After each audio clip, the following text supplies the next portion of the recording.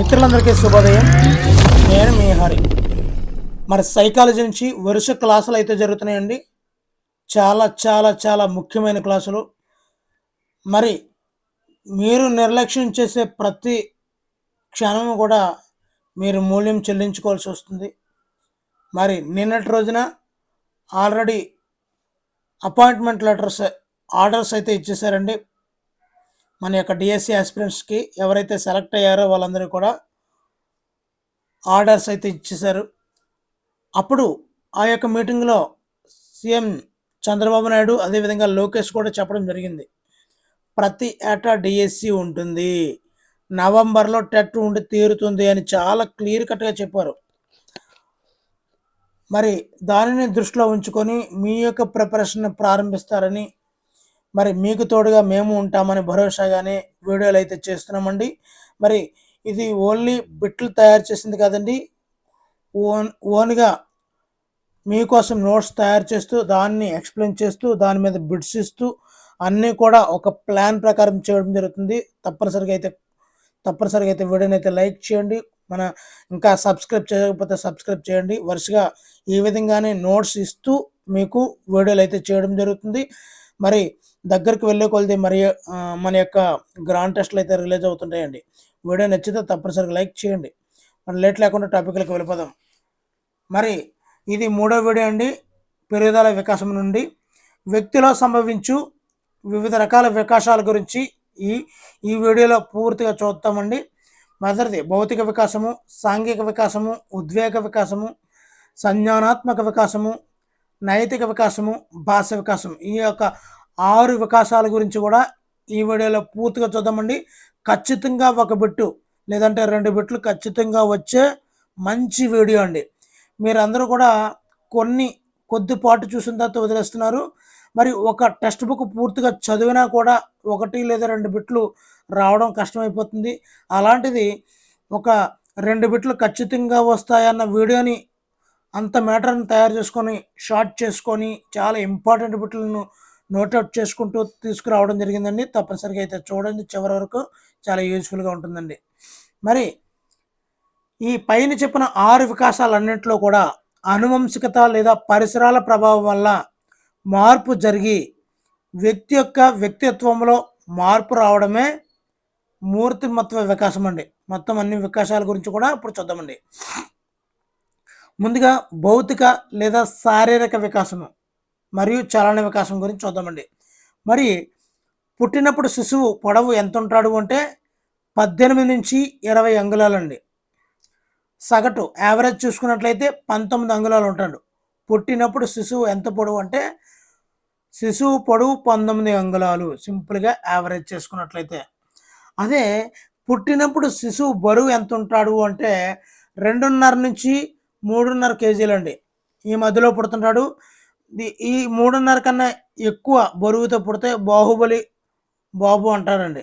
అదే 2.5 కన్నా తక్కువ పుడితే లో వెయిట్, అంటే ఏదో ఫుడ్ ప్రెగ్నెంట్గా ఉన్న లేడీ ఆ బేబీ సరిగ్గా తినలేదు అని అర్థం చేసుకోవచ్చండి. మరి 2.5 నుంచి 3.5 కేజీలు, అదే 6 నుంచి 8 పౌండ్లని చెప్పుకోవచ్చండి. మరి పుట్టినప్పటికే బాగా అభివృద్ధి చెందిందు జ్ఞానేంద్రియం ఏంటి అంటే స్పర్శ అండి. ఆటోమేటిక్గా పుట్టినప్పటికీ స్పర్శ అనేది మొదటిగా అభివృద్ధి చెందు జ్ఞానేంద్రియము స్పర్శ అండి. నెక్స్ట్, పుట్టిన వెంటనే అత్యంత వేగంగా, ఇక్కడ మనం గుర్తుంచుకోవచ్చు, అత్యంత వేగంగా వికాసం చెందు 2వ జ్ఞానేంద్రియం ఏదంటే రుచి. మొదటిది స్పర్శ. అమ్మ ముట్టుకున్నట్టునే తనకు అర్థమైపోతుంటుంది ఆ స్పర్శ. అమ్మని ముట్టుకున్నట్టునే ఆ స్పర్శ జ్ఞానేంద్రియం ద్వారా తెలిసిపోద్ది. ఆ తర్వాత పాలు తాగుతారు కదా, రుచి. ఆ తర్వాత అన్నింటికన్నా అత్యంత చివరిగా అభివృద్ధి చెంది జ్ఞానేంద్రియము మరి పుట్టిన తర్వాత కళ్ళను తెరుచుకుంటాడు కాబట్టి చివరిగా దృష్టి అండి. మొదట స్పర్శ, రుచి, దృష్టి, ఈ 3 అండి. నెక్స్ట్, వ్యక్తి యొక్క శరీరంలో వయస్సుకు అనుగుణంగా భౌతిక మార్పులు రావడమే శారీరక వికాసం అండి. అంటే ఎత్తు, బరువు లాంటివి బహిర్గత మార్పులు కాగా మెదడు వికాసము, జననేంద్రియ వికాసము, ఇలాంటివి అంతర్గత మార్పులండి. నెక్స్ట్ ఇక్కడ శైశవ దశలో ఏవేవి అభివృద్ధి చెందుతాయి ఎలా అని చూద్దామండి.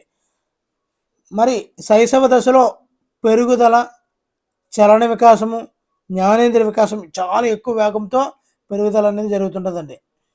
అలాగే చలన వికాసము, జ్ఞానేంద్రియ వికాసాలు కూడా. మరి పుట్టినప్పుడు ఆల్రెడీ చెప్పడం జరిగింది ఎంత పొడవు ఉంటాడని. పుట్టినప్పుడు ఎత్తు కంటే శైశవ దశ ఆల్రెడీ చెప్పాను. శైశవ దశ అంటే ఏ స్టేజ్ నుంచి ఏ సంవత్సరం వరకు చాలా క్లియర్ కట్గా చెప్పడం జరిగింది. శైశవ దశ పూర్తయ్యే నాటికి శిశువు 1.5 రెట్లు పెరుగుతాడండి. పుట్టినప్పుడు ఉన్న ఎత్తు కంటే శైశవ దశ పూర్తయ్యేసరికి 1.5 రెట్లు ఎత్తు పెరుగుతాడండి. అదేవిధంగా శిశువులో మొదటి జత దంతములు అంటే ఈ యొక్క దంతాలు, పాల దంతాలు ఉంటాయి కదండి, మొదటి ఎదర ఫస్ట్ 2 వస్తాయండి. ఆ 2 దంతాలు సామాన్యంగా 6 నుండి 8 నెలల మధ్యలో మొదటి జత అంటే 2 దంతాలు అయితే 6 నుంచి 8 నెలల మధ్యలో వస్తాయండి. అదే శైశవ దశ పూర్తయ్యే నాటికి అంటే 2 సంవత్సరాలు పూర్తయ్యే నాటికి పిల్లవానిలో ఏర్పడే దంతములు ఎన్ని అంటే 16 అండి. అంటే పైన 2 కింద 2 పైన 8 కింద 8 మొత్తంగా శైశవ దశ పూర్తయ్యే నాటికి వచ్చే దంతాలు 16.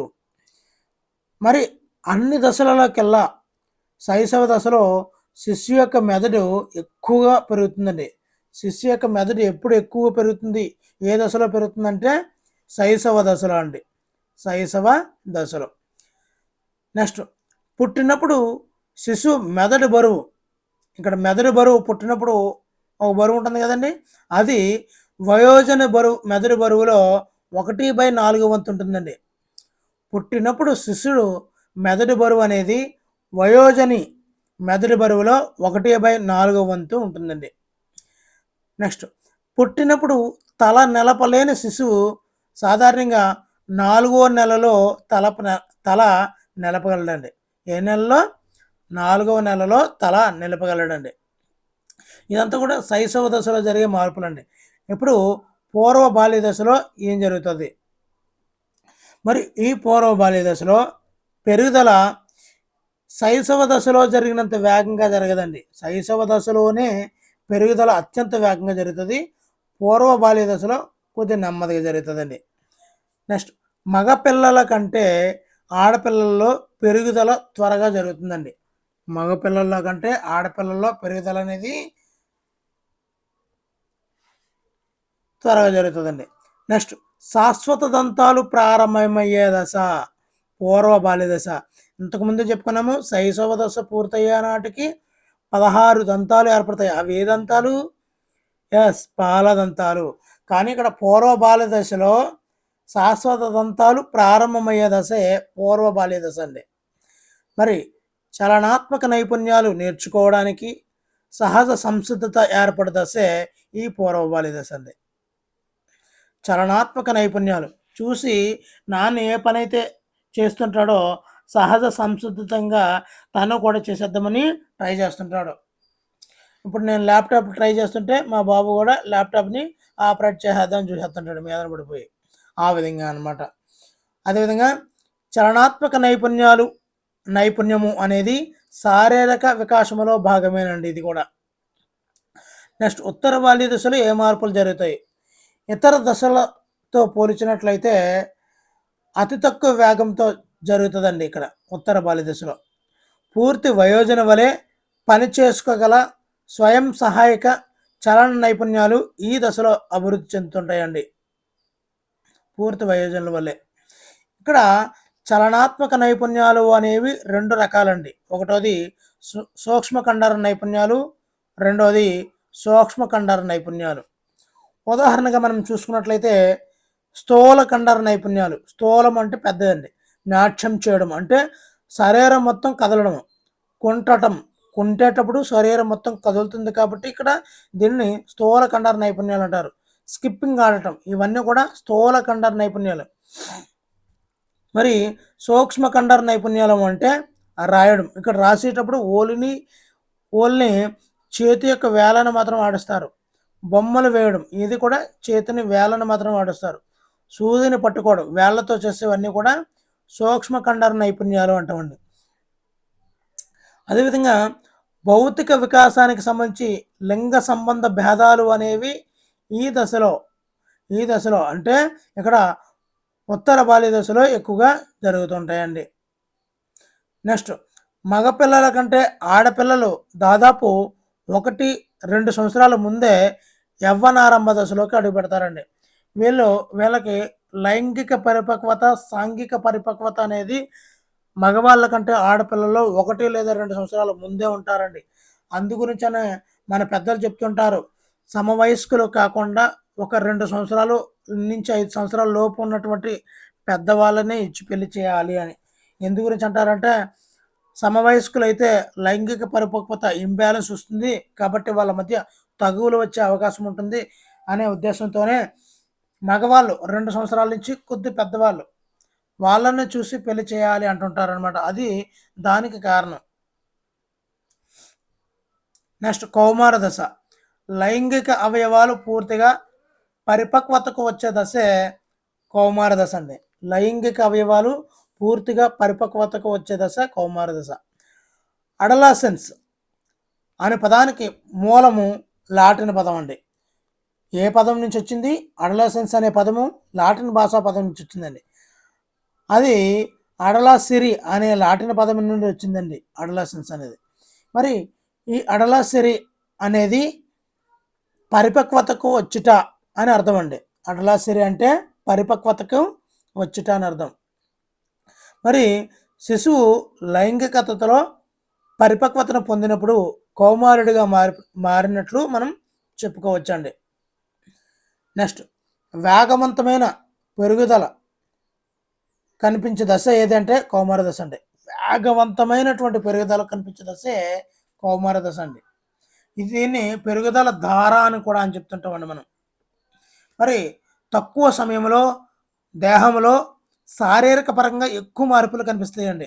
మరి హైట్ పెరిగిపోతుంటాడు, గడ్డాలు మేసాలు రావడం, అనేక ఎక్కువ మార్పులు వస్తుంటాయండి శారీరక పరంగా. అదేవిధంగా ఈ కౌమార దశలో పెరుగుదల గరిష్టంగా జరుగుతుందండి.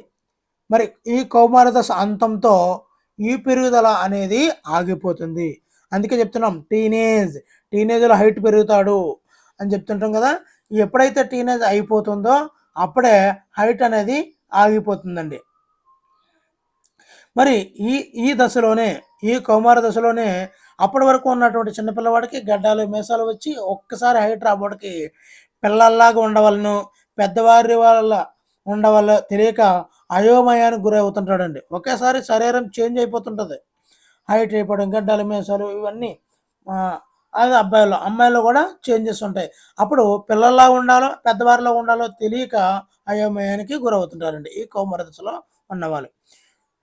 ప్యూబర్టీ అనేది ఆంగ్ల పదము, అదే ప్యూబర్టీస్ అనే లాటిన్ పదం నుండి తీసుకున్నారండి. ఇక్కడ ప్యూబర్టీ అనేది ఆంగ్ల పదము, ప్యూబర్టీస్ అనేది లాటిన్ పదం నుండి వచ్చిందండి. ఈ ప్యూబర్టీస్ అనగా మగాడు కావడం అని అర్థం అండి. మగాడు కావడము అని అర్థం. మరి వివిధ అంగాల చలన క్రియలను పూర్తి స్వేచ్ఛగా, నిశ్చితంగా, శక్తివంతంగా నిర్వహించగల దశే కౌమార దశ అండి. అదేవిధంగా ఇప్పుడు రెండవది అయినటువంటి సాంఘిక వికాసంలో ఏ మార్పులు జరుగుతాయి అన్నది చూద్దామండి. మరి వ్యక్తి సమాజంలోని ఇతర వ్యక్తులతో సఖ్యతతో, అవగాహనతో జీవించగల స్థాయికి చేరుకునే ప్రక్రియే సాంఘికీకరణం అండి. దీన్ని సాంఘిక వికాసం అని కూడా అంటారు. ఇక్కడ మనం చూసుకున్నట్లయితే ఒక వ్యక్తి సోరెన్సన్ సాంఘిక వికాసము, సోరెన్సన్ స్వయంగా. సాంఘిక వికాసము, సోరెన్సన్ స్వయంగా. వ్యక్తి స్వయంగాను ఇతరులతోనూ సమర్థవంతంగా మెలగగల పరిణితిని కలిగి ఉండటాన్నే సాంఘిక వికాసం అంటారు. సాంఘిక వికాసము, సోరెన్సన్ స్వయంగా, సమర్థవంతంగా, సాంఘిక వికాసం. ఓకేనండి. నెక్స్ట్, హర్లాక్ సాంఘిక సంబంధాలలో పరిణితిని పొందడమే సాంఘిక వికాసం. పరిణితిని పొందాలంటే మనం ఏం చేయాలి? సాంఘిక పరిణతి పొందాలి. పరిణతి అంటే ఎదుగుదల అనుకోండి సింపుల్గా. అంటే మీకు వేరే కోడ్ లాంగ్వేజ్లో అనమాట. సాంఘిక వికాసం పొందాలి, పరిణతి పొందాలి, ఎత్తు పెరగాలి అంటే సెర్లెక్ తాగాలి. సెర్లెక్. పరిణతిని పొందాలి అంటే హర్లక్, సెర్లెక్. ఓకేనండి. నెక్స్ట్, సాంఘిక వికాసం యొక్క ముఖ్యమైనటువంటి ఉద్దేశం ఏంటంటే సాంఘిక సంబంధాలలో పరిపక్వత సాధించడమే ఈ సాంఘిక వికాసం యొక్క ముఖ్యమైనటువంటి ఉద్దేశము. నెక్స్ట్, సాంఘిక సంబంధాలలో పరిపక్వత అనగా ఒక వ్యక్తి యొక్క కుటుంబంతో, ఇరుగు పొరుగు వారితో, స్నేహితులతో, తోటి విద్యార్థులతో, ఉపాధ్యాయులతో, సమాజంలోని ఇతర వ్యక్తులతో మంచి సంబంధాలు ఏర్పరచుకోవడమే సాంఘిక సంబంధాల్లో పరిపక్వత అంటారండి. ఇక్కడ ఈ సాంఘిక వికాసానికి ఇముడి ఉన్నటువంటి వికాసం ఏదో ఐకమత్యమే మహాబలము. ఇముడి ఉన్నటువంటి వికాసం ఏదని అడుగుతుంటాడు. చాలా చాలా ఇంపార్టెంట్. ఐకమత్యం అంటే సాంఘిక వికాసం. మరి ఈ సాంఘిక వికాసం ఏ ఏ దశల్లో ఎలా జరుగుతుంది అన్నది చూద్దామండి. మరి శిశువు సాంఘిక ప్రవర్తనకు మొట్టమొదటి పునాది ఏది అంటే కుటుంబం అండి. కుటుంబం. అదేవిధంగా మొదటి తల్లిపై ఇష్టతను పెంచుకొని తల్లిని చూస్తే నవ్వుతుంది.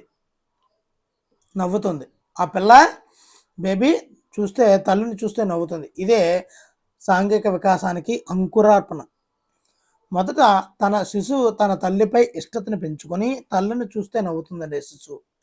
ఇదే సాంఘిక వికాసానికి అంకురార్పణే ఇది. కుటుంబంలో తల్లి ముఖ్యమైన పాత్ర పోషిస్తుందండి. నెక్స్ట్, శిశువు యొక్క మొదటి సాంఘిక ప్రతిస్పందన ముందు పెద్దవారితో, తర్వాత చిన్నవారితో ఉంటుందండి. మొదట శిశువు ప్రతిస్పందన అనేది పెద్దవారితో ఉంటుంది, తర్వాత చిన్నవారితో ఉంటుందండి. నెక్స్ట్, పూర్వబలి దశ. పూర్వబలి దశకు వచ్చేసరికి ప్రీ గ్యాంగ్ ఏజ్ అంటారండి. పూర్వ ముఠా దశ అంటాం. అంటే ఇతరులతో కలిసి ఆడుకోవడము, ఇచ్చిపుచ్చుకోవడము అనే సాంఘిక కృత్యాలు ప్రారంభమయ్యే దశ ఈ యొక్క పూర్వబలి దశ. మరి ఈ పూర్వబలి దశను మనము పూర్వ ముఠా దశ అని దీన్ని అంటారండి. మరి ఉత్తర బాల్య దశలో ఏమో కనిపిస్తుంది అంటే ముఠాలలో గ్యాంగ్ స్టేజ్. ముఠాలలో సభ్యులు అవ్వడానికి కావలసినటువంటి ప్రాథమిక శిక్షణ, అనుభవాలు ఈ దశలోనే పొందుతూ ఉంటారండి. మరి ఏకాంతర క్రీడలు అనేది ఈ పూర్వ బాల్య దశ ప్రారంభంలో కనిపిస్తుంటాయండి. ఏకాంతర క్రీడలు. మరి సమాంతర క్రీడలు మరియు సంసర్గ క్రీడలు కనిపించే దశే ఈ పూర్వ బాల్య దశ అండి.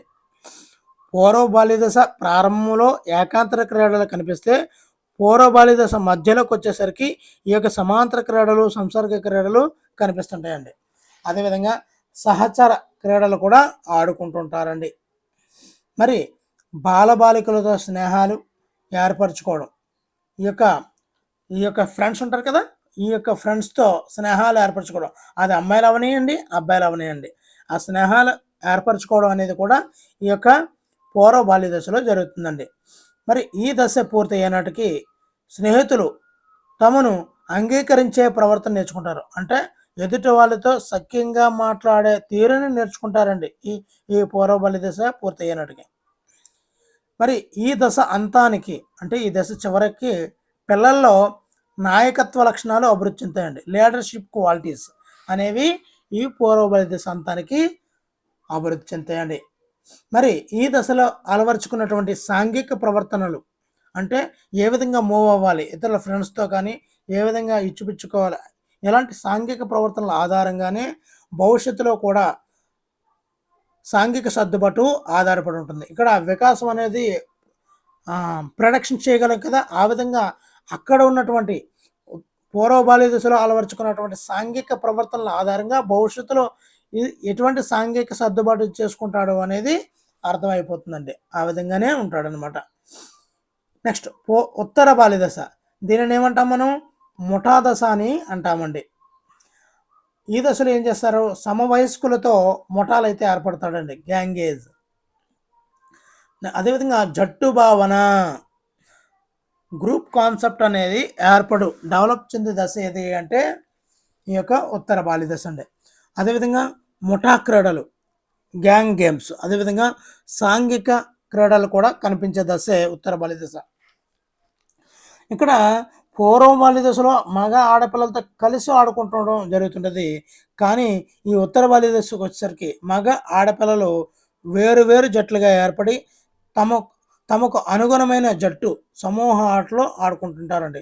ఎవరైతే తనకి సన్నిహితంగా ఉంటుంటారో వాళ్ళతోనే వాళ్ళు సమూహాన్ని ఏర్పరచుకొని వాళ్ళు జట్లుగా ఆడుకుంటుంటారండి ఉత్తర బాల్య దశలో. మరి ఈ సమూహాలకు అధిక ప్రాధాన్యత ఇస్తారు. నువ్వు నా జట్టు లేవు అంటుంటారు. నువ్వు నా జట్టు లేవు, నువ్వు జట్టు ఉంటేనే ఆడుకుందాము అంటే అంటుంటారు కదా. ఇదంతా కూడా ఎక్కడ వస్తుందంటే ఉత్తర బాల్య దశలోనే వస్తుంటుందండి. కానీ పూర్వ బాల్య దశలో జట్టుతో సంబంధం లేదు, ఆడుకోవడం ముఖ్యం. అది మగ అవనియండి, ఆడవాళ్ళు అవనియండి. కానీ ఉత్తర బాల్య దశలో ఆడ మగ అనే పిన్ పాయింటెడ్గా ఉంటుంది, జట్టు కూడా ముఖ్యమండి. మరి ఈ దశలో శిశువులు పిల్లల ముఠాలలో చేరి ఎక్కువసేపు వారితోనే గడుపుతూ సహకార భావనను పెంపొందించుకుంటుంటారండి. ఈ టైంలో ముఠాలుగా ఏర్పడుతుంటారు, వాళ్ళతోనే గడుపుతుంటారు, వాళ్ళతోనే సహాయ సహకారాలతో ఎక్కువసేపు వాళ్ళతోనే ఉంటారండి. మనం పిలిచినా కూడా రారన్నమాట. నెక్స్ట్ కౌమార దశ అండి. ఇక్కడ ఉత్తర బాల్య దశలో జట్టు భావన అభివృద్ధి చెందితే ఇక్కడ ఈ కౌమార దశలో జట్టు భావన బాగా విస్తరిస్తుందండి. టీనేజ్ పిల్లలందరూ కూడా ఒక దగ్గర ఏర్పడతారు కదా. ఆ విధంగా రకరకాల గ్యాంగ్స్ ఏర్పడి వివిధ కృత్యాలను నిర్వహిస్తూ సామూహిక కృత్య నిర్వహణ దశగా చెప్పుకోదగిన దశ అండి.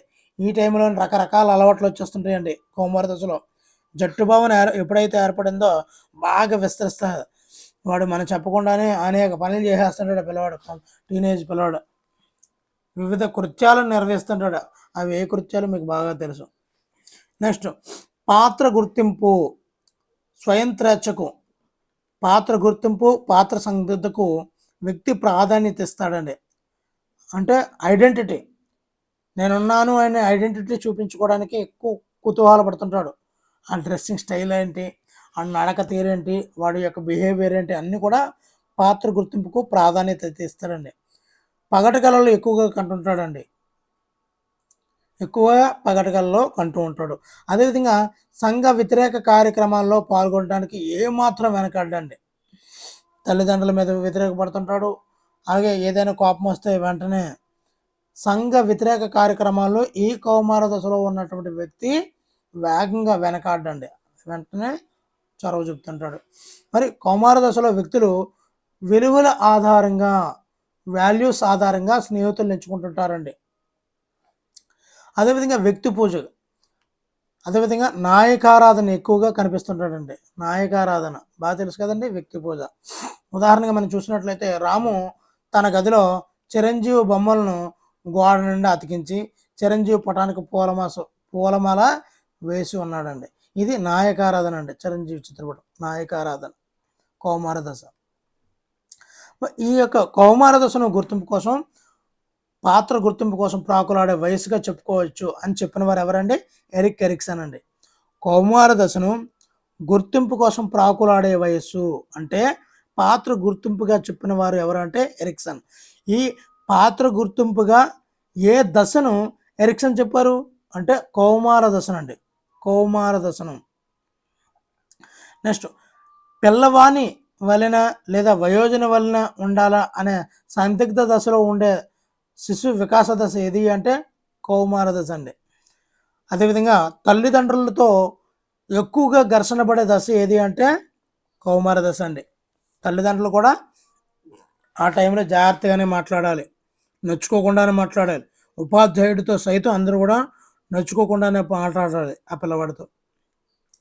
అదేవిధంగా పరోపకార బుద్ధి, సేవా దృక్పథం అనేది ఈ కౌమార దశలో వికసిస్తాయండి. అదేవిధంగా సాంఘిక కార్యక్రమాల్లో పాల్గొనడం ద్వారా, సోషల్ యాక్టివిటీస్లో పాల్గొంటాడండి. సంఘ సేవ కూడా ఈ టైంలోనే ప్రారంభమవుతుంది. అదేవిధంగా వినాయక చవితి ఉత్సవాలు, ఇలాంటి ఉత్సవాలు లేదంటే ఏదైనా ఒక యాక్టివిటీని ఆర్గనైజ్ చేయాలంటే బాగా చేయగలుగుతాడండి. నెక్స్ట్ ఉద్వేగ వికాసం అండి. మూడవది ఉద్వేగ వికాసం. సాంఘిక వికాసం, భౌతిక వికాసం అయిపోయింది, సాంఘిక వికాసం అయిపోయింది, ఇప్పుడు ఉద్వేగ వికాసం అండి.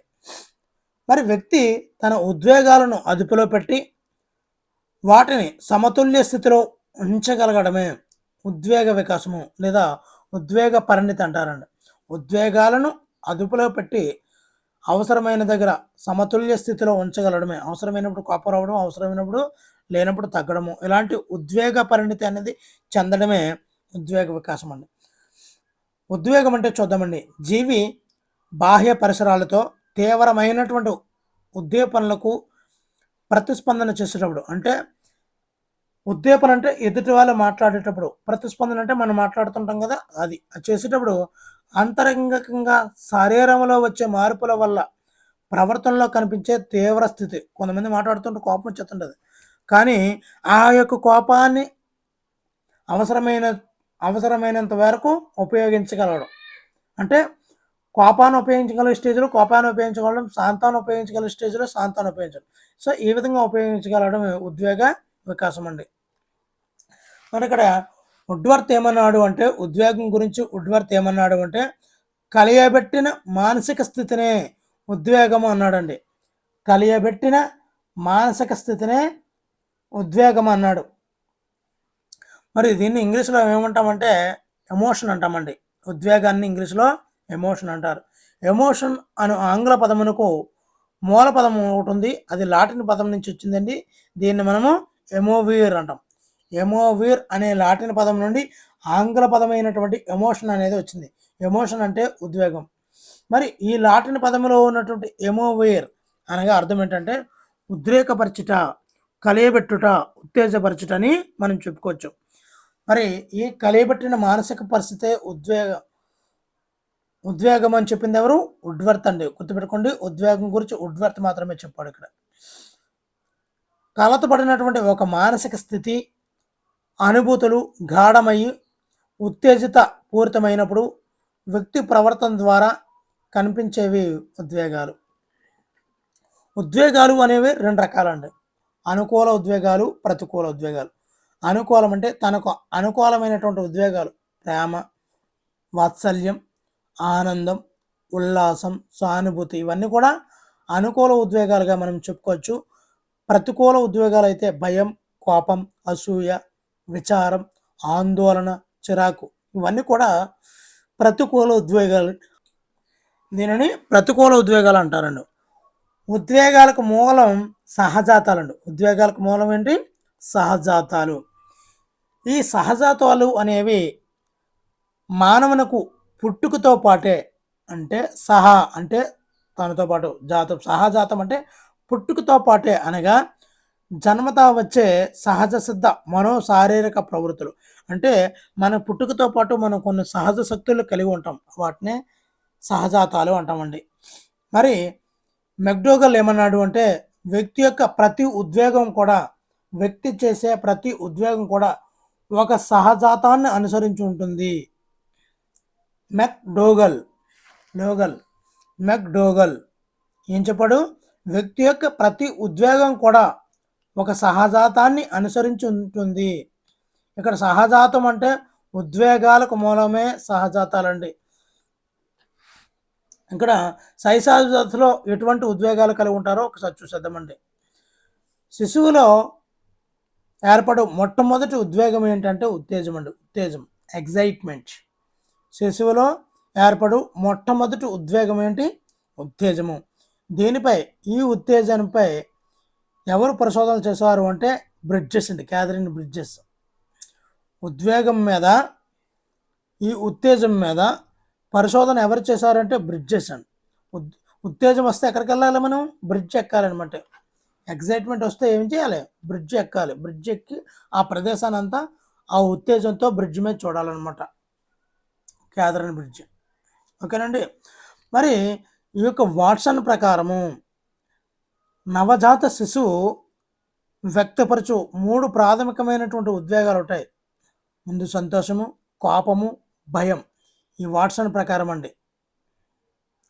మరి ఈ ఉత్తేజము అనే ఉద్వేగము శిశువు యొక్క 3 నెలల వయసులో ఈ ఉత్తేజం ఏమవుతుందండి? 2గా విడదైపోతుందండి. ఏ నెలలో? 3 నెలల్లో. ఈ సంతోషము, దుఃఖము, సంతోషము, దుఃఖము, ఈ 2 కింద, ఈ ఉత్తేజం అనేది 2 కింద విడిపోతుందండి. మరి 1 సంవత్సరం వయసు కల్లా ఇప్పుడు శిశువు యొక్క ఉత్తేజం ఎందుకు 2 కింద విడుదలైపోతుందో కూడా చూద్దామండి. శిశువుకి తనకి ఆకలేసింది అనుకోండి, అమ్మ వెంటనే పాలిచ్చింది అనుకోండి, వెంటనే సంతోషం కలుగుతుందండి. అదే వెంటనే పాలివ్వలేదు, ఉత్తేజంగా ఉంటాడు, ఏదో కావాలి కావాలనే ఎగ్జైట్మెంట్తో ఉంటాడు. కానీ ఎప్పుడైతే అమ్మ పాలు ఇవ్వదో వెంటనే దుఃఖం. ఈ సంతోషము దుఃఖం అనేది ఎప్పుడు వస్తాయి? 3 నెలల వయసులో ఈ ఉత్తేజం అనేది విడిపోతుందండి 2 కింద. అదే 1 సంవత్సరానికల్లా వయసుకల్లా సంతోషం అనేది ఉల్లాసము మరియు దుఃఖము నుండి చిరాకు ఉద్భవిస్తుంది. దుఃఖం వచ్చినట్టునే చిరాకు వచ్చేస్తుందండి. సంతోషం నుండి ఉల్లాసం వస్తుంది. కేరింతలు కూడా వేస్తుంటాడు 1 సంవత్సరం పిల్లవాడు, కేరింతలు కొడుతుంటాడు. అదే చిరాకు పడిపోతుంటాడు. ఈ దుఃఖము నుండి చిరాకు వస్తుంటుంది అనమాట. మరి 2వ సంవత్సరానికల్లా సంతోషము అనేది ఉల్లాసము, కుతూహలము, ప్రేమ, వాత్సల్యము మరియు మరి ఈ సంతోషం అనేది ఈ విధంగా డివైడ్ ఫ్యాక్టర్లో 4 రకాలుగా విడుదలైపోతుందండి. ఒకటోది ఉల్లాసము, కుతూహలము అంటే తెలుసుకోవాలి అనే ఆతృతను మనము కుతూహలం అంటారు. ప్రేమ, దీని గురించి చెప్పక్కర్లేదు. వాత్సల్యం, దీని కింద ఈ సంతోషం అనేది ఈ విధంగా విడిపోతుందండి 2వ సంవత్సరానికల్లా. మరి ఈ దుఃఖము అనేది భయము, కోపము, చిరాకు, అసూయ, ఇవన్నీ కూడా అసూయ, చిరాకు, కోపము, భయము ఇవన్నీ కూడా దేని అంశకు చెందుతాయంటే దుఃఖ అంశకు చెందుతుంటాయండి. మరి ఈ దశలో ఉన్నటువంటి పిల్లల లక్షణం ఏ విధంగా ఉంటాయంటే ఉద్వేగాలు తక్కువ సమయం ఉంటాయండి. ఉద్వేగాలను కూడా త్వరగా మర్చిపోతుంటారు. ఉద్వేగ అస్పష్టత అనేది కనిపించే దశే ఈ దశ అండి. ఏ దశ అండి? శైశవ దశ. ఉద్వేగ అస్పష్టత కనిపించే దశే శైశవ దశ. అప్పటి వరకు ఏడ్చేస్తుంటాడు, చాక్లెట్ అవ్వగానే అయిపోయి నవ్వేస్తుంటాడు. అప్పటి వరకు ఉన్న కోపము, ఏడుపు అంతా కూడా ఏమైందో తెలియదు. అందుకే ఉద్వేగ అస్పష్టత అనేది కనిపించే దశ శైశవ దశ. ఉద్వేగాలు సులభతరంగా నిబంధనకు లోనయ్యే దశ కూడా ఈ యొక్క శైశవ దశ అండి. నెక్స్ట్ కోపం. ఉద్వేగం రావాలంటే బ్రిడ్జ్ ఎక్కాలి. ఓకేనండి, క్యాథరిన్ బ్రిడ్జ్ ఎక్కాలి. ఉద్వేగము బ్రిడ్జ్. మరి కోరి కోపాన్ని తెచ్చుకోకూడదండి. అదేంటి సార్ అలాగంటారు అంటే కోరి రీ అంటే రికెట్స్. కోపము దీని మీద పరిశోధన చేసిన వాళ్ళు ఎవరు? రికెట్స్. కోరి కోపం తెచ్చుకోకూడదు. అంటే కోపము, రీ అంటే రికెట్స్. మరి అడిగిన వస్తువు ఇవ్వకపోవడం వంటి సందర్భాలలో శిశువు అరవటం, తన్నటం, కింద పడి దొరలటం ద్వారా కోపాన్ని ప్రకటిస్తుంటాడండి. దీన్నే కోపముగా మనం వ్యక్తీకరించవచ్చు. ఈ కోపం మీద పరిశోధన చేసిన వారు రికెట్స్ అండి. నెక్స్ట్ భయం. ఇప్పుడు ఆల్రెడీ కోపం చూసుకున్నాము, రికెట్స్. భయం, పెద్ద శబ్దాలు, అపరిచిత వ్యక్తుల పట్ల శిశువులో కనిపించే సాధారణ ఉద్వేగమే భయం. మరి అపరిచిత వ్యక్తులు కనిపించినట్టునే పిల్లవాడు ఏం చేస్తుంటాడు? అమ్మ వెనకాలకు వెళ్ళిపోతుంటాడు. భయం ఒక రకమైనటువంటి ఉద్వేగమే భయం. అలాగే పెద్ద శబ్దాలు వచ్చినప్పుడు భయపడుతుంటాడు, ఏడుస్తుంటారు, పారిపోతుంటారు. ఈ పారిపోవడం ద్వారా, ఏడవడం ద్వారా తన యొక్క భయాన్ని ప్రదర్శిస్తుంటాడండి. ఈ భయం మీద పరిశోధన చేసిన వారు ఎవరు? లోటస్. మరి లోటస్ భయం వచ్చిందంటే ఈ అందమైన లోటస్ పువ్వుల్ని చూస్తే భయం పోతుందండి. ఈ భయం మీద పరిశోధన చేసిన వారు లోటస్. నెక్స్ట్ కుతూహలం అండి. ఇంతకుముందే చెప్పాను, సంతోషం అనేది 2 సంవత్సరాల వయసులో కుతూహలం కింద వచ్చేస్తుంది. మరి భయం కలిగిన అంశం పట్ల వెంటనే శిశువు ప్రకటించే మరొక ఉద్వేగమే కుతూహలం. నోరు తెరిచి చూసి అబ్బా ఏదో జరిగిపోయింది అన్నట్టు నోరు తెరిచి చూస్తాడు. అబ్బా ఏం జరిగిందిరా, ఏం జరుగుతుంది అని నాలుగు బయటపెట్టి చూడడం, ఇవన్నీ కూడా కుతూహలానికి కొన్ని లక్షణాలు అండి ఇవి. మరి ఉల్లాసము లేదా సంతోషం, ఆనందం కలిగించే విషయముల పట్ల చిరునవ్వు నవ్వటం, కేరింతలు కొడుతూ అరవడం ద్వారా సంతోషాన్ని అయితే ప్రకటిస్తుంటాడండి. అదేవిధంగా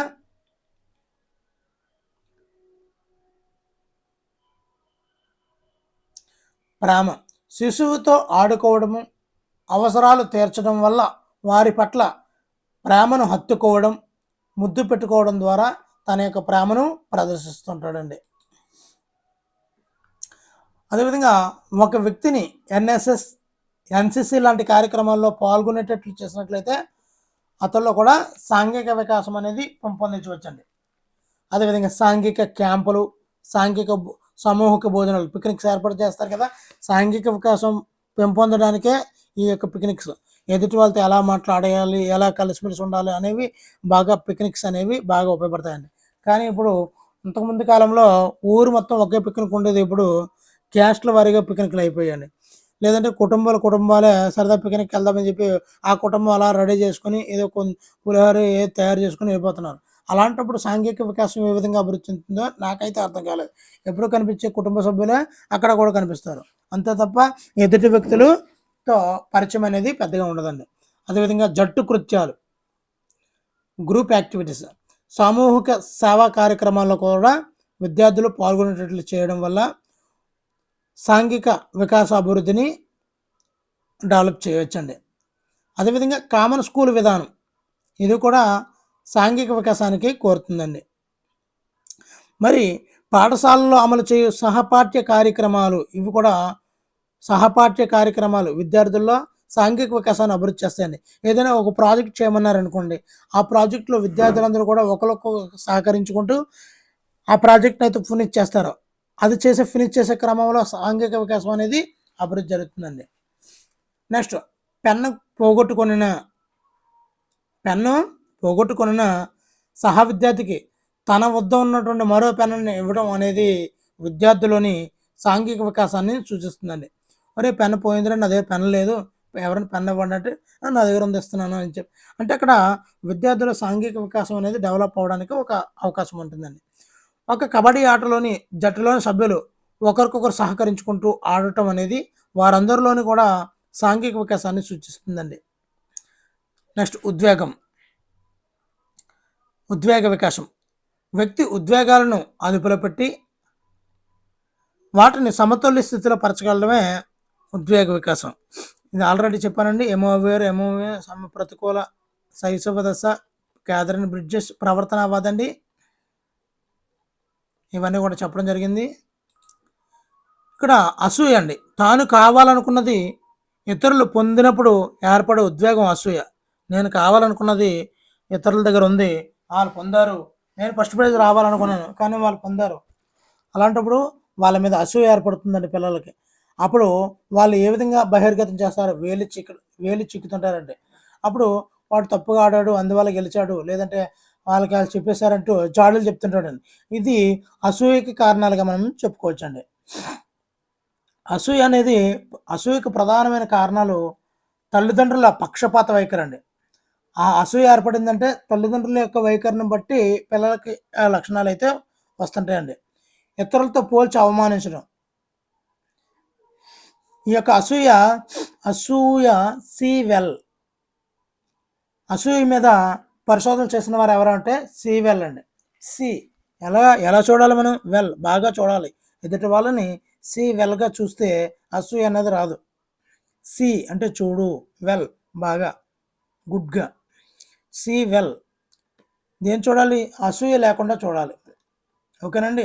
నెక్స్ట్, పూర్వబాల్య దశలో, ఈ దశలో ఉద్వేగాలు తీవ్రంగా, తరచుగా, అయత్న సిద్ధంగా వస్తూ ఉంటుంటాయండి. ఉద్వేగాలు అనేవి పూర్వబాల్య దశలో తీవ్రంగా వస్తాయి, తరచుగా వస్తాయి, అనుకోకుండా అకస్మాత్తుగా వస్తుంటాయి. ఈ పూర్వబాల్య దశలో 5 సంవత్సరాల కల్లా ఆందోళన, సిగ్గు, వ్యాకులత, ఈర్ష్య, ఆశాభంగం అనే ఉద్వేగాలు కొత్తగా ఏర్పడుతుంటాయండి. ఇందులో వ్యాకులత అంటే చూద్దామండి, గతంలో భయానక సంఘటనలు తిరిగి ఎదురవుతాయేమోనని ఊహాత్మకంగా భయపడడం. ఈ వ్యాకులత క్యాన్లు పడేయాలి. వ్యాకులతను ఏం చేయాలండి, ఆ క్యాను వ్యాపించకుండా, వ్యాకులత చెందకుండా క్యాన్లు పెట్టేయాలి. మరి లింగపరంగా ఉద్వేగ ప్రకటనలో తేడాలు అనేవి ఈ దశలో ప్రారంభమవుతాయి. లింగపరంగా ఉద్వేగ ప్రకటనలో తేడాలు అయితే ఈ దశలో ప్రారంభమవుతాయి, అంటే పోపు కలపడం అన్నమాట. నెక్స్ట్ ఉత్తర బాల్య దశ. శిశువుకు ఉద్వేగాలలో నిలకడ, అదుపు కలుగుతుంటుందండి. ఈ ఉత్తర బాల్య దశలో ఉద్వేగాలలో నిలకడ, అదుపు అనేది కలుగుతుంది. ఉద్వేగాలు అనేవి వివేచనతో ఉంటాయి ఈ ఉత్తర బాల్య దశలో. అసూయ ద్వేషాలను దాచిపెట్టి కపట ప్రేమను వ్యక్తీకరించే దశే ఉద్వేగ బాల్య దశ అండి. ఉత్తర బాల్య దశ. కపట ప్రేమను వ్యక్తీకరించే దశ ఏది అంటే ఉత్తర బాల్య దశ అండి. అసూయ ద్వేషాలను దాచిపెట్టి కపట ప్రేమను వ్యక్తీకరించే దశే ఉత్తర బాల్య దశ. మరి బలమైనటువంటి ఉద్వేగ నియంత్రణ, స్థిరత్వం ఈ యొక్క ఉత్తర బాల్య దశలో కలిగి ఉంటారండి. ఉద్వేగ కేదార్షన్ ఏర్పడు దశే ఉత్తర బాల్య దశ. ఉత్తర బాల్య దశ. నెక్స్ట్ కౌమార దశ అండి. ఉద్వేగాల అభివృద్ధి అనేది పరాకాష్ఠకు చేరుకునేది కౌమార దశ, అదే యవ్వనారంభ దశ. అత్యధికంగా కనిపించే ఉద్వేగం ప్రేమ. భిన్న లింగ వ్యక్తుల మీద ఈ కౌమార దశలో ప్రేమని ఎక్కువ కలిగి ఉంటారు. మరి ఒత్తిడి, సంఘర్షణతో కూడిన ఒడిదడుకుల దశగా వర్ణించిన వారు స్టాన్లీ హాల్ అండి. ఈ కౌమార దశను ఒత్తిడి, సంఘర్షణలతో కూడిన ఒడిదుడుకుల దశగా వర్ణించిన వారు స్టాన్లీ హాల్. ఈ ఉద్వేగాలు అనేవి అస్థిరంగా ఉంటాయి, అదుపులో ఉండవు, మరియు ఉద్వేగ అపసవ్యతలు ఏర్పడుతుంటాయండి. ఈ యొక్క కౌమార దశలో చివరికి ఉద్వేగాలపై నియంత్రణ, స్థిరత్వం ఏర్పడి ఉద్వేగ పరిపక్వత అనేది వస్తుంది. ఉద్వేగ పరిపక్వత ఎప్పుడు వస్తుందంటే టీనేజ్ దాటాలండి. ఉద్వేగ పరిపక్వత అనేది సాంఘిక వికాసం మీద ఆధారపడి ఉంటుంది. ఎవరైతే సాంఘికంగా ఎక్కువ మెలగలుగుతారో వాళ్ళకి ఉద్వేగ పరిపక్వత అనేది చాలా బాగుంటుందండి. నెక్స్ట్ భాషా వికాసము. నెక్స్ట్ వికాసం అండి భాషా వికాసం. భాష అనేది భావ ప్రసారాలను తెలియచేటుకు వ్యక్తులు ఉపయోగించేదే ఈ భాషా వికాసం. ఇది మన భావాలను, ఆలోచనలు ఇతరులతో పంచుకునే పరికరం వంటిదండి భాషా వికాసం. ఇతరులు చెప్పింది పూర్తిగా అర్థం చేసుకోగలడం భాషా వికాసం. మన ఆలోచనలను వారికి అందించగలగడమే భాషా వికాసానికి సూచిక. మనం ఏమనుకుంటున్నామో దానిని సూటిగా, స్పష్టంగా అర్థమయ్యేటట్లు చెప్పడం వస్తే భాషా వికాసం అనేది అభివృద్ధి చెందినట్లే అండి. దీనిలో కొన్ని దశలు ఉన్నాయండి.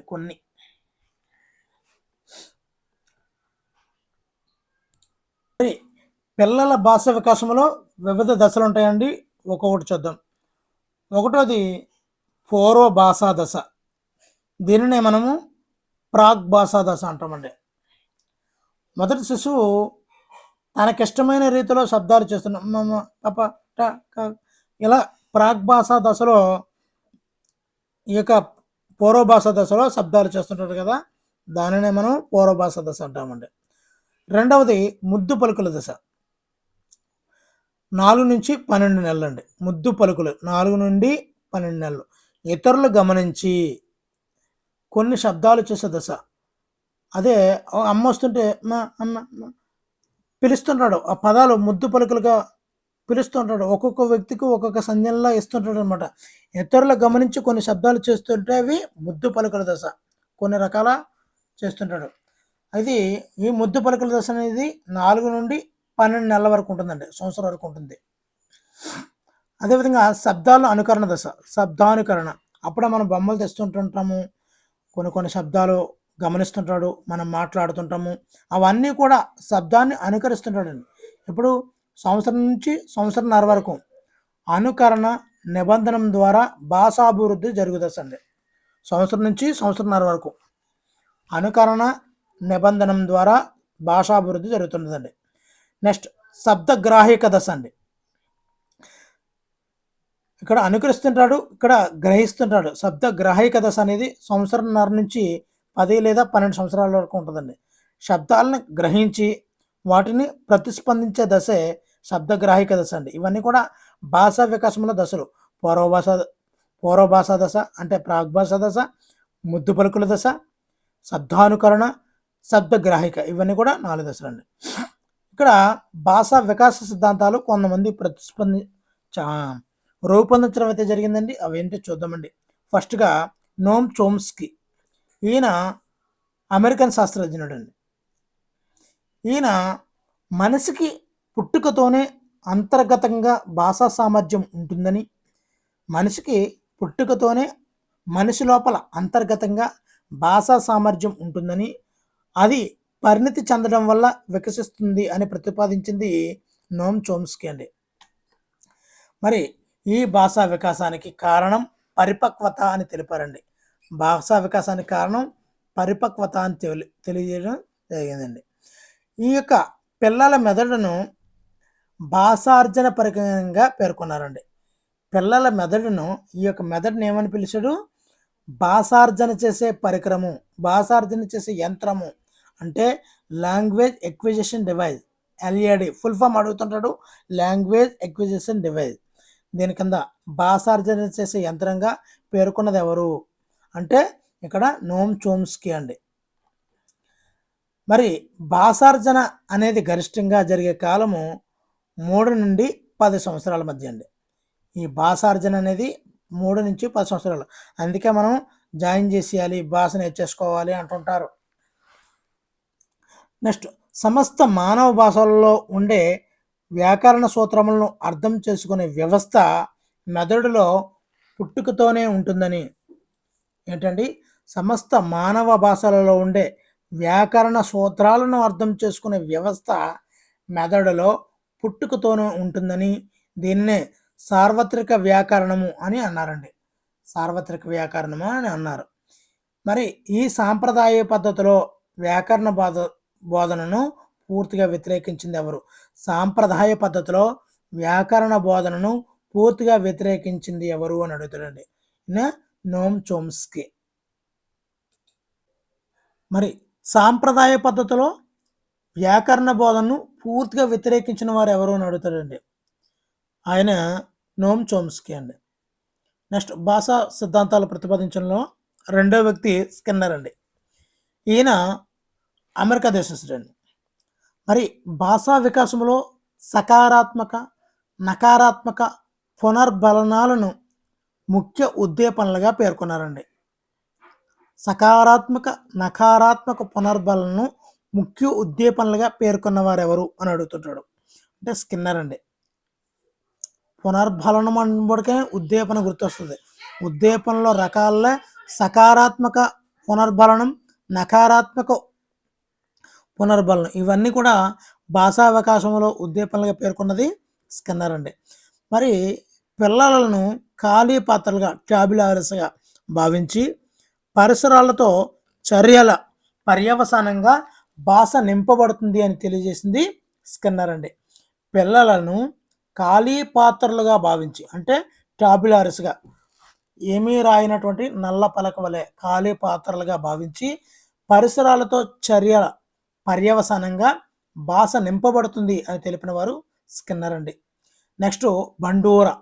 ఈయన కెనడా దేశస్థుడండి. బండూరా ఈ భాషా అభ్యసనంలో పరిశీలన, నమూనా, అనుకరణ, పరిశీలన, నమూనా, అనుకరణ ప్రధాన పాత్ర పోషిస్తాయి అని తెలిపింది ఎవరు అంటే బండూరా అండి.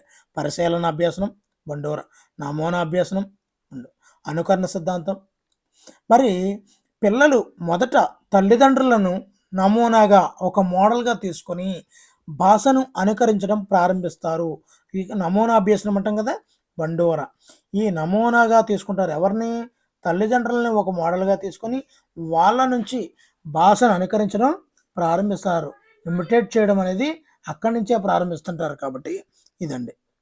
నెక్స్ట్, సంజ్ఞానాత్మక వికాసం అండి. జీన్ పియాజే. సంజ్ఞానాత్మక వికాసము జీన్ పియాజే. దీన్ని ప్రతిపాదించింది జీన్ పియాజే, స్విట్జర్లాండ్ దేశస్థుడండి. సంజ్ఞానాత్మక వికాసము స్విట్జర్లాండ్. ఇది వ్యక్తి యొక్క మానసిక సామర్థ్యాలు, ఆలోచన, వివేచన, ధారణ ఈ మొదలైనవి వయస్సు మరియు అనుభవాల వల్ల వికసిస్తాయి. ఇలా వికసించడాన్ని వివరించేదే సంజ్ఞానాత్మక వికాసము. ఈ సంజ్ఞానాత్మక ఈ ఆలోచన, వివేచన, ధారణ అనేవి ఏంటి, వ్యక్తి యొక్క వయస్సు, అనుభవం పెరగడం వల్ల ఈ యొక్క ఆలోచన, వివేచన, ధారణ అనేవి వికసిస్తుంటాయి అనేది చెప్పిందే సంజ్ఞానాత్మక వికాసం అండి. ఇందులో ప్రాథమిక భావనలు మనం బాగా అబ్జర్వ్ చేసుకున్నట్లయితే స్కీమా అంటే వ్యక్తి యొక్క సంఘటిత ప్రవర్తన నమూనాలకు కారణమైనటువంటి సంజ్ఞానాత్మక నిర్మాణమే స్కెమాటాస్. సంజ్ఞానాత్మక విధులు, ఇందులో 2 రకాల అంశాలు ఉంటాయండి. సంజ్ఞానాత్మక విధుల్లో 2 రకాల: అనుకూలత, వ్యవస్థీకరణం. అనుకూలత అడాప్టేషన్, వ్యవస్థీకరణం అనేవి 2 ఉంటాయి. మరి ఇందులో అనుకూలత అనేది మరలా 2 రకాలండి. అనుకూలతలో 2 రకాలు ఉంటాయి. ఒకటోది సాంశీకరణము, అనుగుణ్యత. ఈ అనుకూలత అనేది 2 రకాలు. ఒకటోది సాంశీకరణము, రెండవది అనుగుణ్యత. అసలు సాంశీకరణ అంటే ఏమిటి? అసిమిలేషన్ అంటే పాత జ్ఞానంతో కొత్త సమాచారాన్ని కలిపే ప్రక్రియ. పాత జ్ఞానంతో కొత్త సమాచారాన్ని కలిపే ప్రక్రియే సాంశీకరణం. నక్కను చూసి కుక్క అని భావించడం. అంతకుముందు ఆల్రెడీ ఒక పాత జ్ఞానం ఉంది, కుక్కను చూసిన జ్ఞానం అయితే ఉంది. ఇప్పుడు కొత్త సమాచారం అంటే నక్కని చూశాడు, వెంటనే కుక్క అని భావిస్తున్నాడు. అంటే పాత జ్ఞానమైనటువంటి కుక్క జ్ఞానంతో కొత్త సమాచారమైనటువంటి నక్కను చూసి పాత జ్ఞానంతో కలిపేస్తున్నాడు. అలా కలిపేసి కుక్క అని భావిస్తున్నాడు కాబట్టి ఇది సాంశీకరణం. నక్కను చూసి కుక్క అని భావించడం సాంశీకరణం. నెక్స్ట్ అనుగుణ్యత. కొత్త సమాచారానికి అనుగుణంగా పాత జ్ఞానాన్ని మార్చుకోవడం. అనుగుణ్యం అంటే అకామిడేషన్. ఎప్పటికప్పుడు అకామిడేషన్ అవ్వాలి, అనుగుణ్యత అవ్వాలి. అప్పుడు ఏమవుతుంది? సో ఇది కుక్క కాదు, కుక్కకైతే పొడవాటి ఈ తోక వేరేగా ఉంది కదా, ఇది వేరే అని కొత్త సమాచారానికి అనుగుణంగా పాత జ్ఞానాన్ని మార్చుకోవడమే ఇక్కడ అనుగుణ్యత అంటాము. ఇక్కడ అనుకూలతలు అనేవి 2 రకాలు. ఒకటి సాంశీకరణం, అనుగుణ్యత. పాత జ్ఞానం, కొత్త జ్ఞానం 2 ఒకటే. పాత జ్ఞానంతో కలిపేయడం సాంశీకరణం, మార్చుకోవడం అనేది అనుగుణ్యత. ఇక్కడ నక్క, కుక్క వేరు వేరు అని గ్రహించి కొత్త స్కీమాను ఏర్పరచుకోవడమే అనుగుణ్యత. రెండోది వ్యవస్థీకరణం. ఇక్కడ మానసిక నిర్మాణాలను సమన్వయపరిచే పద్ధతే వ్యవస్థీకరణం అంటారు. ఇక్కడ వ్యవస్థీకరణం అంటే ఆర్గనైజేషన్. మానసిక నిర్మాణాలను సమన్వయపరిచే పద్ధతిని మనము వ్యవస్థీకరణం అంటారండి. ఇక్కడ ఈ పియాజే ఏం చేశాడంటే సంజ్ఞానాత్మక వికాసాలకి దశల్ని ఏర్పాటు చేశాడండి. మొదటిదే ఇంద్రియ చాలక దశ. ఇది 0 నుంచి 2 సంవత్సరాలు. ఇంద్రియాలు చలించే దశ, ఇంద్రియ చాలక దశ 0 నుంచి 2 సంవత్సరాలు. జ్ఞానేంద్రియాల ద్వారా జ్ఞానాన్ని, చాలక క్రియల ద్వారా సమన్వయం చేసుకునే దశే ఇంద్రియాల ద్వారా చాలక క్రియలను సమన్వయం చేసుకునే దశే ఇంద్రియ చాలక దశ. ఇది 2 సంవత్సరాలు. మరి వస్తు స్థిరత్వ భావన. ఒక వస్తువు కనిపించకపోయినా దాని ఉనికి ఉంటుందనే భావన 8 నుంచి 12 నెలల మధ్య ఏర్పడుతుంది. మరి వస్తు స్థిరత్వ భావన అనేది ఏ నెలల మధ్య ఏర్పడుతుందంటే 8 నుంచి 12 నెలల మధ్య ఏర్పడుతుంది. ఉష్కాక్ అంటుంటాం కదా, ఇలాంటివన్నీ చేస్తుంటాం కదా, అప్పుడు వస్తువు ఎక్కడో ఉంటుంది, ఇక్కడ కనిపించకపోయినా దానికి ఎక్కడో ఉంటుందనే భావన, వస్తు స్థిరత్వం అనే భావన ఇంద్రియ చాలక దశలో సంజ్ఞానాత్మక వికాసంలో మనకి చెప్పడం జరుగుతుంది అన్నమాట. నెక్స్ట్ పూర్వ ప్రచాలక దశ. 0 నుంచి 2 అయితే ఇంద్రియ చాలక దశ అంటే శైశవ దశ వరకు. పూర్వ ప్రచాలక దశ 2 నుంచి 7. రెండోది పూర్వ ప్రచాలక దశ. ఇది 2 నుంచి 7 సంవత్సరాలు. 2 నుంచి 7 సంవత్సరాలు పూర్వ ప్రచాలక దశ. పూర్వ అంటే 2, ప్రచాలక దశ అంటే 7 సంవత్సరాలు. మొత్తంగా 2 నుంచి 7 సంవత్సరాలు. ప్రతీకాత్మక ఆలోచనల ద్వారా జ్ఞానాన్ని గ్రహించే దశ. ప్రతీకాత్మక ఆలోచన ద్వారా జ్ఞానాన్ని గ్రహించే దశ పూర్వ ప్రచాలక దశ. అహం కేంద్రీకృత స్వభావం అంటే అహం కేంద్రీకృతం అంటే ప్రపంచాన్ని తన దృష్టికోణం నుండి చూడటాన్ని మనం అహం కేంద్రీకృతం అంటాం. అదేవిధంగా సర్వాత్మకవాదం అంటే జీవం లేని వస్తువులకు ప్రాణాన్ని ఆపాదించడాన్ని మనము సర్వాత్మకవాదం అంటుంటాము. ఆ వాదము అనేది ఈ దశలో అంటే పూర్వ ప్రచారక దశలో ఏర్పడుతుందండి. అహం కేంద్రీకృత స్వభావము, సర్వాత్మకవాదం ఈ రెండు కూడా ఈ పూర్వ ప్రచారక దశలో కనిపిస్తుంటాయి. మరి పరిమితులు చూసుకున్నట్లయితే పదిలిపరుచుకునే భావనాలోపము అంటే వస్తువు ఆకారం మారినా దాని పరిమాణం మారదు అని గ్రహించలేకపోవడం. ఫర్ ఎగ్జాంపుల్గా మనం చిన్నపిల్లలకి 2 గ్లాసుల్లో పాలిస్తే పొడవాటి సన్నని గ్లాసులోని లావు కొద్ది పొట్టి గ్లాసులోని 2 గ్లాసుల్లోని పాలు పోసినట్లయితే మరి సన్నంగా పొడుగు ఉన్న దానిలో ఎక్కువ పాలు ఉంటాయని అని పదులుపరుచుకునే భావనాలోపం. వస్తువు ఆకారం మారినా దాని పరిమాణం మారదని గ్రహించలేకపోతాడు. అదేవిధంగా విపర్యాత్మక భావనాలోపం ఒక చర్యను దాని వ్యతిరేక చర్యను గ్రహించలేకపోవడం ఉంటాయన్నమాట.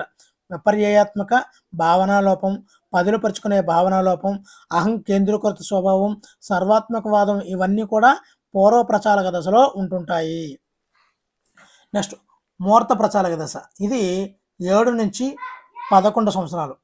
7 నుంచి 11 సంవత్సరాలు. మూర్త అంశాలకు అంటే కంటికి కనిపించే అంశాలకు సంబంధించి తార్కిక ఆలోచనలు ప్రారంభమయ్యే దశే.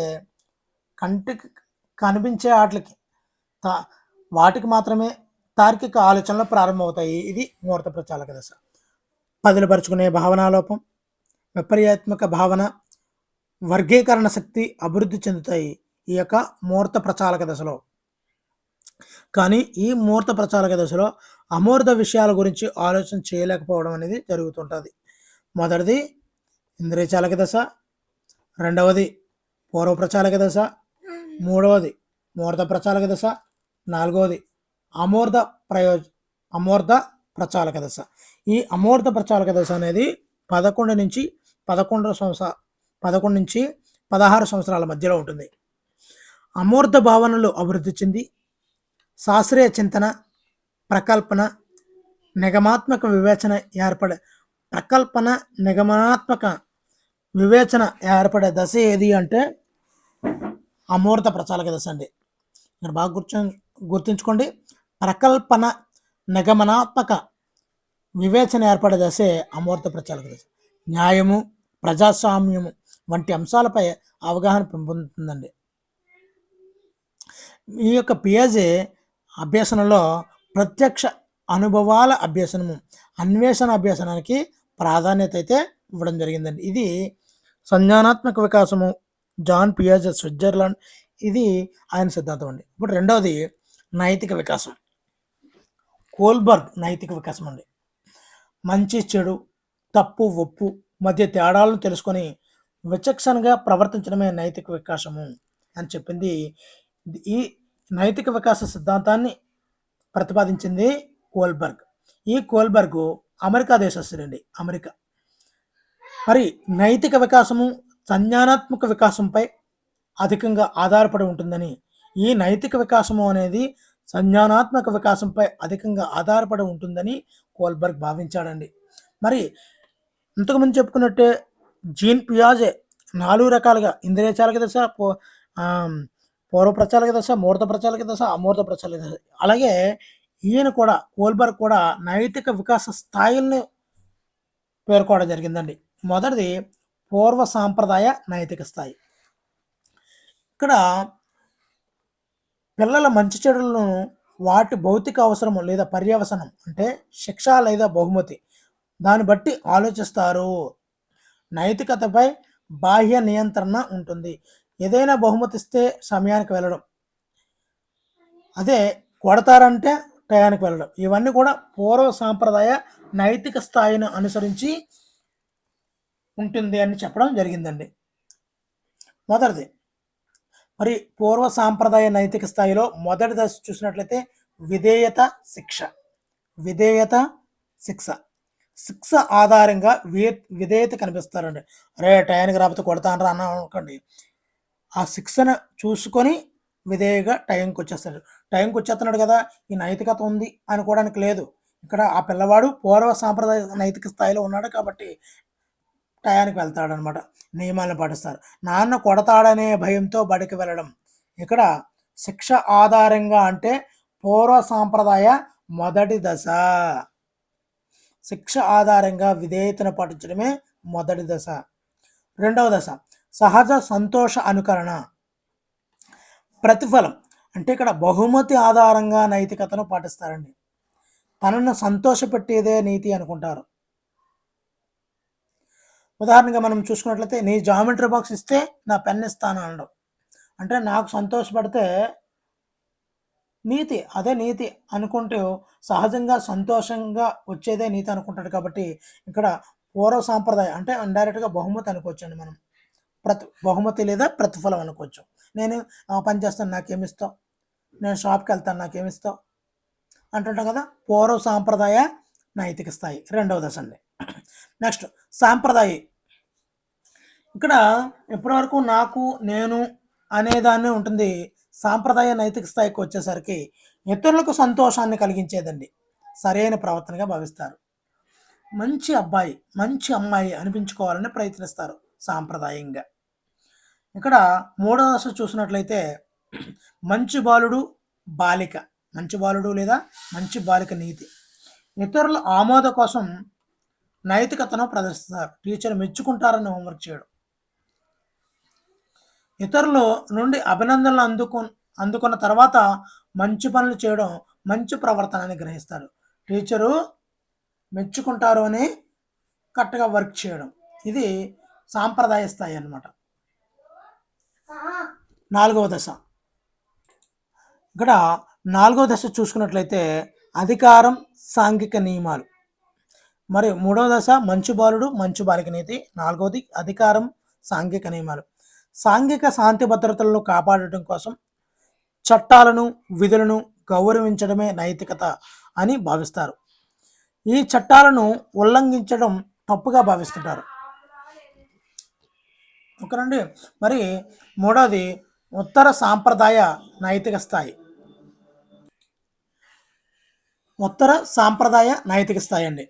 ఇక్కడ వ్యక్తిగత నైతిక సూత్రాల ఆధారంగా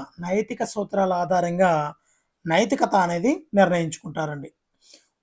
మరి ఇందులో ఐదవ దశ చూసినట్లయితే సాంఘిక ఒడంబడిక నీతి అంటారు. చట్టాలు సమాజ శ్రేయస్సు కోసం ఏర్పడినవని వాటిని ప్రజాస్వామ్యబద్ధంగా మార్చవచ్చని గ్రహిస్తారు. చట్టాలు సమాజ శ్రేయస్సు కోసం ఏర్పడినవని వాటిని ప్రజాస్వామ్యబద్ధంగా మార్చవచ్చని గ్రహిస్తారు. ఆరో దశ అంతరాత్మ ప్రబోధానుసారం. స్వంతంగా ఏర్పరచుకున్నటువంటి సార్వత్రిక నైతిక సూత్రాలు న్యాయం, మానవ హక్కులు, సమానత్వం ఈ ప్రకారంగా ప్రవర్తిస్తుంటాడు ఈ ఆరవ దశలో. ఓకేనండి.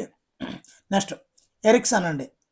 ఎరిక్సన్ మనోసాంఘిక వికాస దశలు. ఇవన్నీ కూడా వికాసం గురించి చెప్తున్నాను కాబట్టి అన్ని రకాల వికాసాలు అవన్నీ కూడా టాపిక్లోకి వచ్చేస్తాయండి. ఎరిక్సన్ ప్రతిపాదించాడు ఈ వ్యక్తి వికాసంలో 8 కీలక దశలు ఉంటాయని చెప్పాడండి.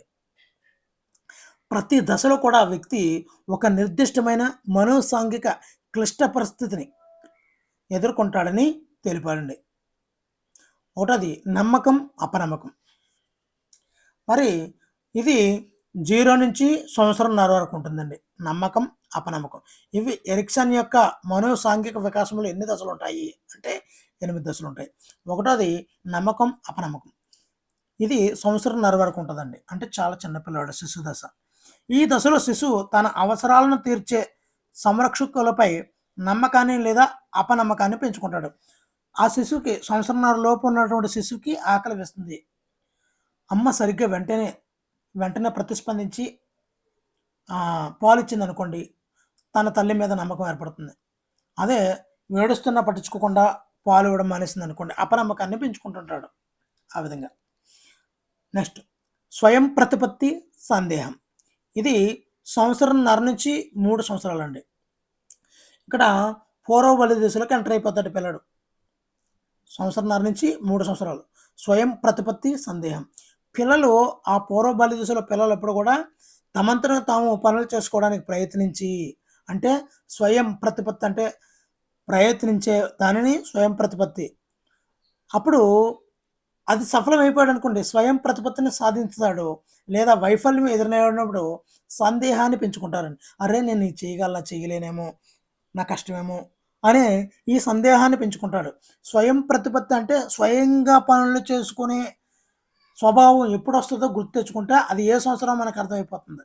ఇది ఆహ్, ఎరిక్సన్ యొక్క మనోసాంఘిక వికాస దశల్లో రెండవదండి ఇది. మూడవది చొరవ. మరి ఈ చొరవ ఎప్పుడు చూపిస్తుంటారు? పూర్వ బాల్య దశలోని పిల్లలు. చొరవ, అపరాధ భావన. మరి పిల్లలు కొత్త పనులు ప్రారంభించడానికి చొరవ తీసుకుంటారు. అమ్మ నేను చేస్తానమ్మని. వారి ప్రయత్నాలకు ఏదైనా ఆటంకం, విమర్శలు ఎదురైతే అపరాధ భావనకు లోనైపోతారు. ఇంకా నాకు రాదు. అందుకే మనము ఎంకరేజ్ చేస్తూ ఉన్నప్పుడు ఏదైనా తప్పు చేశాడనుకో, ఇప్పుడు మనం ఏదో నేర్పుతున్నాం. నంబర్స్ ఏదో నేర్పుతున్నాం చిన్న పిల్లవాడికి. మూడో తరగతి పిల్లవాడికి, లేదా మూడో సంవత్సరం పిల్లవాడికి, లేదా 4 సంవత్సరాల పిల్లవాడికి. మన ఇంటి దగ్గర ఉంటుంటాడు 4 సంవత్సరం బాబు. అక్కోడి కొడుకో, మన కొడుకో, లేదా పక్కోడి కొడుకో ఎవరో ఒకరు. నేర్పేటప్పుడు మనం వాడి యొక్క ప్రయత్నాలకు మనం ఎప్పుడైతే విమర్శించామో వెంటనే అపరాధ భావనకు లోనైపోయి నాకు రాదు అనే కాన్సెప్ట్‌కి అదయిపోతాడు. అందువల్ల మనం ఏం చేయాలి? ఎంకరేజ్ చేయాలి. నాన్న సుతిమెత్తంగా అన్నీ చెప్పాలనమాట. చొరవ తీసుకునే భావన ఉంటాది కాబట్టి అపరాధ భావన కూడా వెంటనే వస్తదండి. చొరవ తీసుకున్నప్పుడు అది సక్సెస్ అయ్యిందంటే ఆ చొరవకి ఎదురే లేకుండా ఉంటదండి. మరి రెట్టించిన ఉత్సాహంతో చొరవ చూపుతాడు. అదే ఏదైనా ప్రయత్నం తప్పుగా ఉందంటే అక్కడ దండించడం కాకుండా సుతిమెత్తగా చెప్పినట్లయితే చొరవ తీసుకోవడం ఆపడు. అదే అక్కడ ఆ ప్రయత్నం తప్పయినప్పుడు ఆపోజిట్‌గా మనం ఎక్కువ వాడి మీద గసిరాడు, తిట్టాడు, కొట్టాడు చేసామనుకోండి, వెంటనే అపరాధ భావన లోనయ్యి నెక్స్ట్ ఏ కార్యక్రమానికి కూడా చొరవ తీసుకోడండి. అది భావన అనమాట. అదే ప్రాబ్లమ్ అనమాట. నెక్స్ట్ శ్రమించడం న్యూనత. మరి స్కూల్‌లో జాయిన్ అయిపోతాడు. ఇంకా చదవడం, రాయడం శ్రమిస్తాడు పాపం. మామూలుగా శ్రమించడు. పాఠశాలల్లో నైపుణ్యాలు నేర్చుకోవడంలో శ్రమిస్తారు. ఆలు రుద్దడం, నంబర్లు నేర్చుకోవడం, ఏబీసీడీలు ఇవన్నిటిలోని శ్రమిస్తుంటాడు. విజయం సాధించాడనుకోండి శ్రమించే గుణం ఇంకా బాగా అలవాటవుతది. ఈ శ్రమించే గుణం అనేది బాగా అలవాటవుతది. అదే విఫలమయ్యాడనుకోండి న్యూనతాభావం. ఒక ఒంటరిగా ఉండిపోవడం ఇలాంటి బాగా ఆ న్యూనతాభావానికి లోనైపోతాడండి. ఈ శ్రమించడం న్యూనత అనేది 6-12 సంవత్సరాలండి. ఎరిక్సన్ యొక్క మనోసాంఘిక వికాస దశల్లో. నెక్స్ట్ పాత్ర గుర్తింపు, పాత్ర సందిగ్ధం. ఇదంతా కూడా టీనేజ్. మనకందరూ కూడా చెప్పాను. 12-20 సంవత్సరాల వరకు. ఇది నేను ఎవరు అనే ప్రశ్నకు సమాధానం వెతుక్కుంటూ తనకంటూ ఒక గుర్తింపును ఏర్పరచుకోవడానికి ప్రయత్నిస్తున్నారు. ఒకవేళ నేనెవరో లేనిచో పాత్ర సందిగ్ధానికి గురవుతారండి. పాత్ర గుర్తింపు, పాత్ర సందిగ్ధం అనేది ఎరిక్సన్ యొక్క 5వ భాగం అండి ఇది. నేను ఎవరు. నెక్స్ట్ సాన్నిహిత్యం, ఏకాంతం. ఇది 20 సంవత్సరాల నుంచి 30 సంవత్సరాలండి. ఎప్పుడైతే టీనేజ్ దాటిందో మరి ఇతరులతో సన్నిహిత సంబంధాలను ఏర్పరచుకుంటారండి. మరి 20 ఇయర్స్ వచ్చిందంటే మరి ఇంకా మామూలుగా ఉండడు కదా! సన్నిహితంగా ఉండడానికి చూస్తుంటాడు. వాళ్ళతో మరి సన్నిహితం పెరిగిందనుకోండి, మరి ఈవెన్ సన్నిహిత్యం అంటే లవ్ అని అనుకోండి సింపుల్‌గా గుర్తుంచుకోవడానికి. సాన్నిహిత్యంగా ఉంటాడు. అదే వికటించిందనుకోండి, నేను ఎడారిలో కోయిల ఏకాంతంగా ఉంటాడనమాట. వేరుపడి ఈ సమాజం నుంచే వేరుపడిపోయి ఏకాంతంగా మిగిలిపోతాడండి. సాన్నిహిత్యం అయిపోతాడు. ఇంకా ప్రపంచాన్ని మర్చిపోయి సాన్నిహిత్యంలో మునిగిపోతాడు. తనే నా దేవత, తనే నా నాయకారాధన అన్నట్టు ఉంటాడనమాట 20-30 సంవత్సరాల్లో. అదే అది వికటించిందనుకోండి ఏకాంతంగా ఉంటాడు. ఈ సమాజం నాకు అవసరం లేదు. ఈ సమాజంతో నాకు పని లేదు అంటూ ఏకాంతంగా ఉండిపోతాడు. నెక్స్ట్ ఉత్పాదకత. ఉత్పత్తి స్టార్ట్ అవుతుందండి. ఎప్పుడైతే సాన్నిహిత్యం పెరిగిందో పిల్లలు పుడతారు. ఉత్పాదక కుటుంబము, సమాజము భావితరాల కోసం పనిచేస్తూ ఉత్పాదకతను పొందుతారు. కుటుంబం నుంచి వ్యతిరేకత ఎదురైనా, సమాజం నుంచి వ్యతిరేకత ఎదురైనా ఈ ఉత్పాదకత జీవితంలో ఏమీ సాధించలేదనే ఒక స్తబ్దతకు లోనవుతాడండి.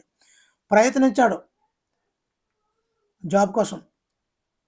మంచి జాబ్ వచ్చింది, మంచి ఎనర్జీగా ఉంటుంటాడు, ఉత్పాదకతతో పొందుతారు.